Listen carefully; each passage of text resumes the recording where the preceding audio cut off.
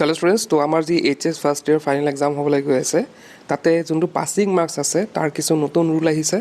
तो रूलटु आहिছে बहुत दिन हल एटा डेटटु देखिसा तोमालोके 24/4/2025 তে रूल হয় কিন্তু এইবাৰৰ পৰা সেই रूलटु नतुन কৰি কাৰ্যকাৰী হ'ব HS ফাৰ্ষ্ট ইয়ৰ ক্ষেত্ৰত তো সেই रूलटुनु কি বা আমি কি কিমান পাৰ্সেন্ট পাব লাগিব কিমান পাৰ্সেন্ট পালে পাস হ'ম আমি MCQs কিমান পাব লাগিব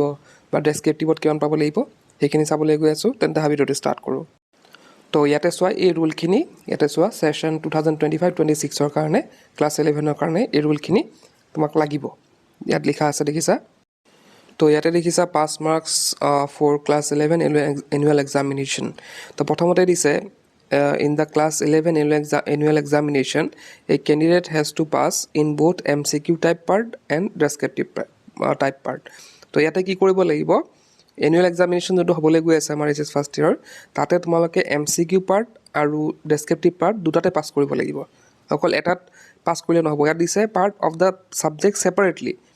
তো প্ৰত্যেকটা মানে MCQ পাৰ্টটো তোমাকে 33% পাব লাগিব আৰু ডেসক্রিপটিভ পার্টটো তোমাকে কেমন পাব লাগিব 33% পাব লাগিব এটা লিখিছে the subject separately with 33% of marks as well as in the practical লগতে যদি সেই সাবজেক্টটো প্র্যাকটিক্যাল আছে প্র্যাকটিক্যালটো তোমালকে পাস কৰিব লাগিব আৰু সেই প্ৰ্যাকটিক্যালটো কিমান পাব লাগিব তোমালকে 33% পাব লাগিব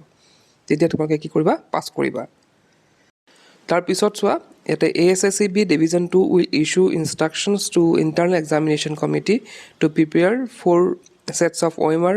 for selected subjects to conduct the examination the list of the selected subject shall be notified time to time তো ইয়াতে এইটো আমি গম পাইছো আগতে যে চাৰিটা সেট থাকিব ABCD OMR sheetor তো তাতে কি কৰিব লাগিব মানে OMR জমবিলাক আহিব আৰু তাতে চাৰিটা sheet থাকিব আৰু আমি তাতে কি কৰিব লাগিব আমি বেলেগকে লিখিব লাগিব next after completion of the evaluation of the script an online posting of the marks of annual examination of class 11 ASSCB will declare result and e-mark sheet will be issued to the candidate তেয়াতে কি হ'ব যোনখিনি তোমালোকৰ ধৰা check বিলাকটো teacher সকলে কৰিব কৰি পেলাই কি কৰিব লাগিব ASSCB ত কি কৰিব লাগিব মাৰ্কস খিনি পঠাব লাগিব আৰু তেওঁলোকৰ পৰা কি কৰা হ'ব এখন e-mark sheet দিব তো মোটামুটি ভিডিওটোৰ কথা হেতুৱে যে তোমালোকে কি কৰিব লাগিব আগত যে 30% পালে পাস হয় তেনুকা নহয় এবাৰ সিস্টেম বেলেগ হৈছে এবাৰ বা কিমান পাব লাগিব 33% পাব লাগিব